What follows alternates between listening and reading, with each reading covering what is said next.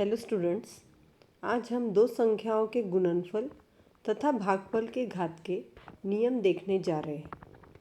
यदि a तथा b कोई शून्येतर परिमेय संख्या और यम पूर्णांक संख्या हो तो अब यहाँ देखिए a और b इन दोनों का घातांक यम है, इसलिए यहाँ पर लिखते समय a का घातांक यम अलग लिख सकते हैं गुना b का घातांक यम लिख सकते हैं। या उदाहरण के तौर पे 5 गुना 4 का वर्ग है, इसका ही मतलब हम 5 का वर्ग और 4 का वर्ग इनका भी गुणनफल करते हैं तो वही उत्तर आएगा, जो कि 5 गुना 2 5 गुना 4 मतलब 20 का वर्ग। अब देखिए a बटे में b का घातांक यम है, इसका अर्थ है अंश जो कि a है उसका घातांक यम बटे में हर यानी b का घातांक यम। यहाँ देखिए 2 बटे में 5 इसका घातांक 7 दिया है, अर्थात 2 का घातांक 7 बटे में 5 का घातांक 7 है। घातांकित संख्या का घात ज्ञात करना, अर्थात घातांक का घातांक a का घात यम है लेकिन इस पूरे कोष्टक का घातांक यन है, अर्थात a का घातांक m और n जो कि दोनों घातांक है उनका हमें गुणनफल ज्ञात करना है। देखिए उदाहरण 5 का घातांक 4 है और इस पूरे कोष्टक का घातांक 3 है, तो हमने किस प्रकार लिखा है 5 का घातांक 4 गुना में 3, यानी घातांक का यदि घातांक है तो उन दोनों का घातांकों का आपस में गुणनफल करना है। देखिए 5 जैसे के वैसे जो कि आधार है और घातांकों का गुणनफल हो गया 4 तिया 12। हमें किताब में कुछ उदाहरण हल करके दिए हैं। देखिए 5 का वर्ग है और इस वर्ग का भी घातांक 3 है, तो घातांक का घातांक अर्थात क्या हुआ 5 का वर्ग गुना 5 का वर्ग गुना 5 का वर्ग, क्योंकि कितनी बार है घातांक 3 बार। तो देखिए हमने पहले नियम सीखा है कि घातांकों का योगफल कब होगा, जब उस संख्या के बीच में गुना का चिन्ह होगा। देखिए आधार 5 का वर्ग 5 का वर्ग 5 का वर्ग, आधार समान है इसलिए एक बार 5 लिखा है और घातांकों का योगफल हो गया, तो 2 + 2 + 2, तो 2 का 3 बार जोड़ करना, इसका ही अर्थ है 2 तिया 6 हो गया। देखिए 2 और 2 4 और 2 6 और 2 तिया 6। अब आगे का उदाहरण देखिए 7 का घात -2 का घातांक -5।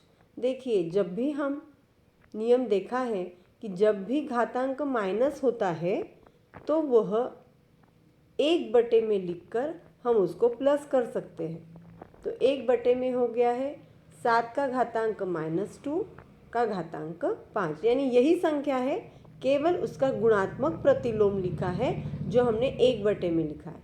अब इस 1 बटे में लिखने के बाद अब 7 का जो वर्ग है माइनस में वो कितनी बार लिखा है 5 बार, तो हमने यहाँ पे 5 बार लिख दिया है।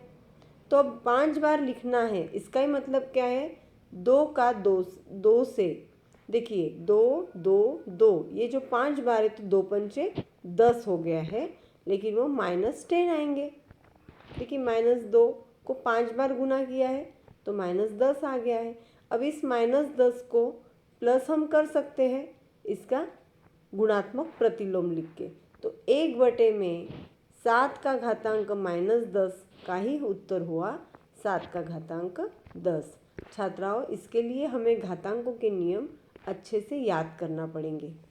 प्रश्न संग्रह 29 का पहला उदाहरण 15 बटे में 12 का घात 3 और इस पूरे कोष्टक का घातांक 4। हमने अभी सीखा है घातांकों का घातांक यदि है तो उन घातांकों का आपस में गुणनफल हो जाएगा, आधार जैसे कि वैसा रहेगा, यानी 15 बटे में 12 और घातांकों का गुणनफल होकर उत्तर आएगा घातांक 12। इधर 3 का चौथा घात और इस कोष्टक का घातांक -2, तो घातांकों का घातांक है, कौन कौन है घातांक यहाँ पे 4 और -2, इनका गुणनफल होके उत्तर आएगा 3 का घात -8। आगे है 1/7 का घातांक -3 का घातांक 4। कभी भी ध्यान में रखना है कि आधार जो है वो बदलता नहीं, वो जैसे कि वैसे ही रहता है, केवल घातांकों में ही गुना भागा जोड़ घटाव की क्रिया होती है। अब यह घातांकों का घातांक है इसलिए गुणाकार होके उत्तर आया है -12। उसी तरह 2/5 के घातांक -2 और -3 ये दोनों भी माइनस संख्याएं हैं, इसीलिए उनका गुणनफल होकर +6 का उत्तर आएगा।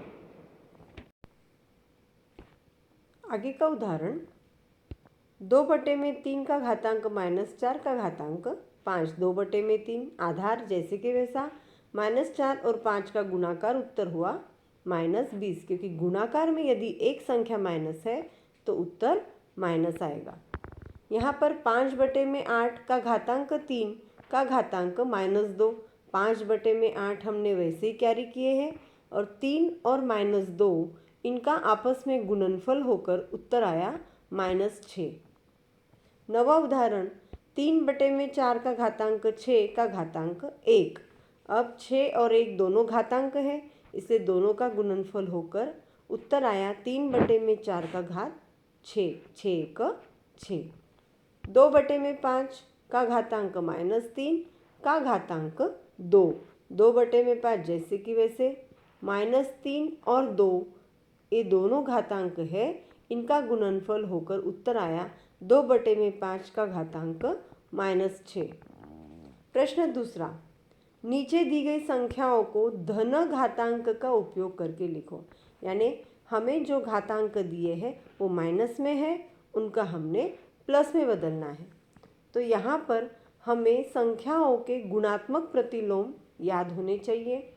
जैसे कि 2/7 का घातांक -2 है तो हम इसे प्लस कर सकते हैं, केवल दी गई संख्या का गुणात्मक प्रतिलोम लिखना है। गुणात्मक प्रतिलोम हमने पहले देखा है, ऐसी संख्याएं जिनका गुणाकार करने के बाद गुणाकार 1 आता है। तो 2/7 है तो 7/2 अगर हम करते हैं तो इनका आपस में गुणनफल 1 आएगा। तो 2/7 का घातांक -2 अर्थात 7/2 का घातांक +2, प्लस लिखे नहीं तो भी वह धन घातांक ही कहलाता है। देखिए 11/3 का घात -5, तो यहाँ हमने लिखा है 3/11। 1/6 का घात -3, तो 1/6 तो हम 6/1 भी लिख सकते हैं या फिर 6 भी लिखे तो भी चलेगा। 6 का घातांक 3 या 6 का घन, जब भी घातांक 3 होगा हम उसे घन कहते हैं और जब भी घातांक 2 रहेगा तब हम उसे वर्ग कहते हैं। चौथा उदाहरण y का घात -4। अब y के बटे में कुछ भी नहीं है, हमने बटे में 1 समझकर इसका गुणात्मक प्रतिलोम होगा 1/में y का घातांक 4।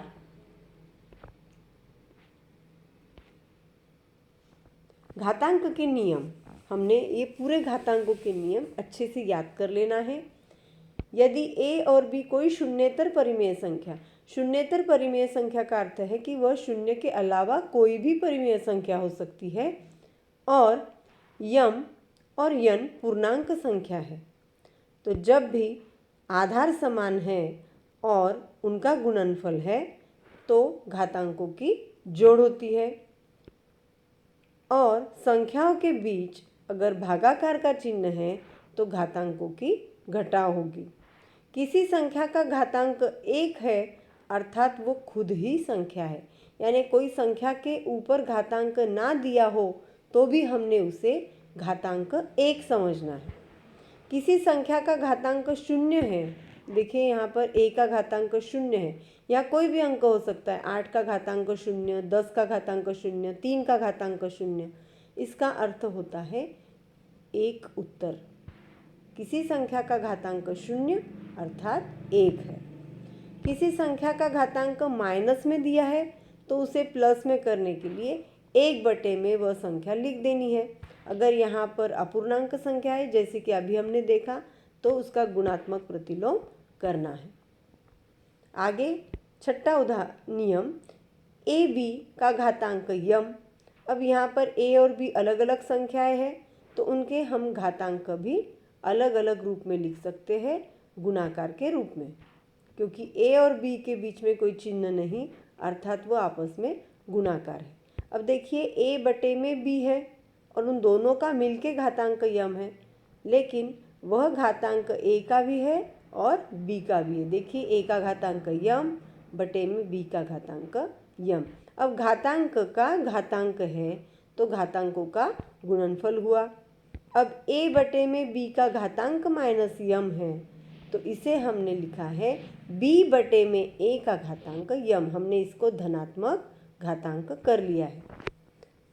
तो छात्राओं, इस तरह से आपने ये सारे घातांकों के नियम याद कर लेना है और अपनी कॉपी में अच्छे से लिखना है। Thank you.